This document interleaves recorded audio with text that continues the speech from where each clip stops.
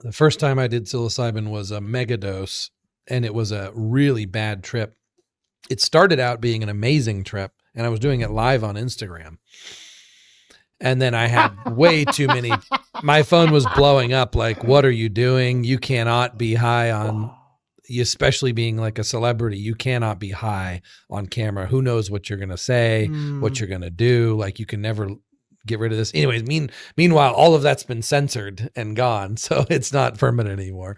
But I was having an amazing trip. I was in heaven. I was euphoric.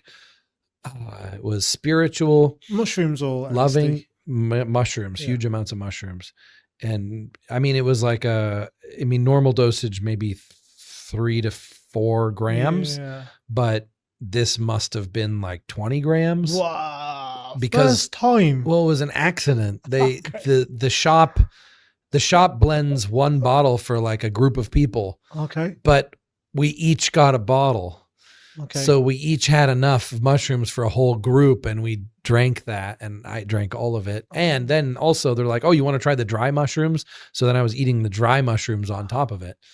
And my friend, once he realized how high he was and started having a bad dream, freaking out, he's like making himself throw up. I'm trying to make myself throw up to get rid of the mushrooms, but I can't. Trying to get it to throw up is after I stopped the live. Yeah.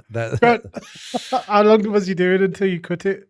How long? How long was you doing on camera until you nipped it in the bud? It's like I was videotaping myself on the come up for 20 minutes, 30 minutes. And then that's when I got enough overwhelming amount of messages saying, get off the camera before you destroy your entire, future.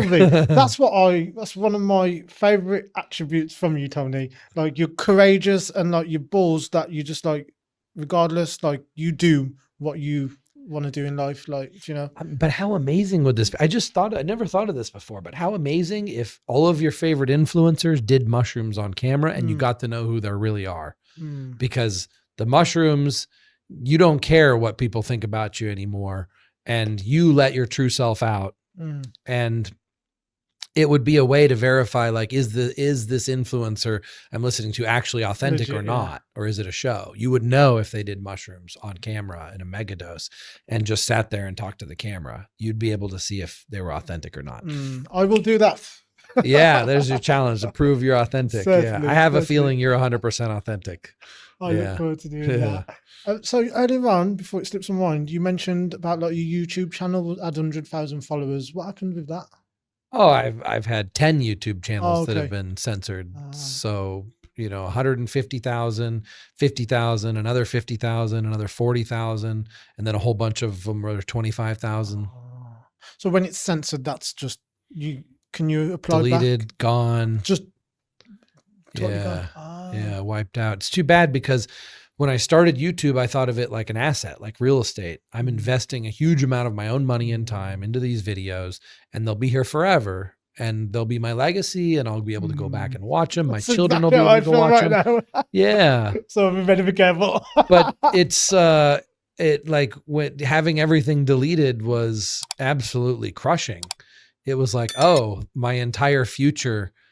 I saw myself as a YouTuber. Like if someone asked me, what are you? I'd think, so I'm a YouTuber.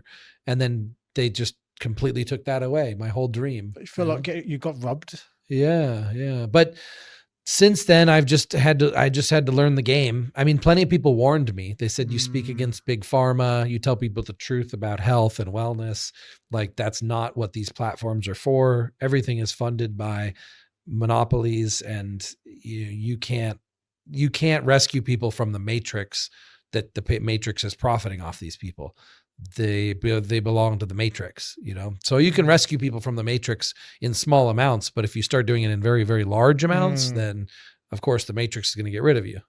Okay. So can you just give me some advice with how far you feel I should push the truth on this channel? I think your style, first of all, is not going to be,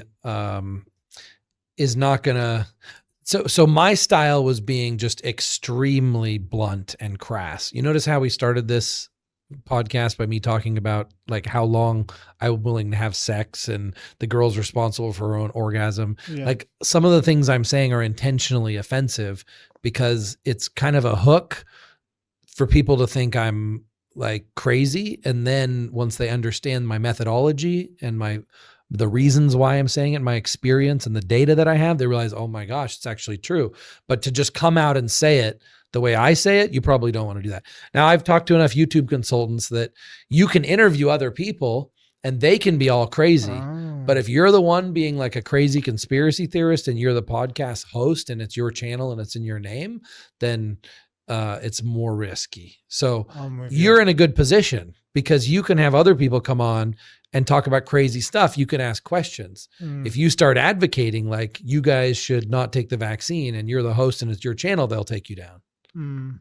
How about like with like psilocybin and DMT and ayahuasca and mushrooms?